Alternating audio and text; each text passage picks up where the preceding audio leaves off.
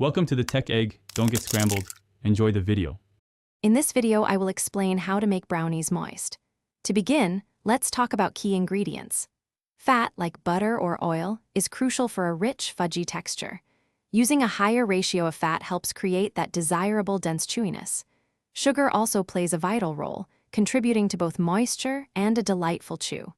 Finally, selecting a high-quality cocoa powder ensures a deep, intense chocolate flavor, which is the heart of any great brownie.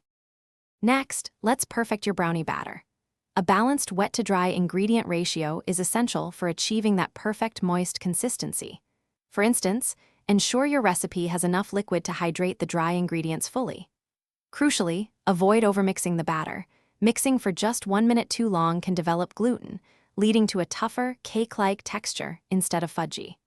Also, ensure your eggs and melted butter are at room temperature for smooth incorporation. Now, let's discuss the baking process itself. For truly fudgy brownies, bake them at a moderate temperature, usually around 350 degrees Fahrenheit. This allows them to cook evenly without drying out too quickly. Monitoring the baking time is critical. Overcooking is the quickest way to dry out your brownies. Remove them from the oven when a toothpick inserted into the center comes out with moist crumbs, not completely clean. This indicates they are perfectly done.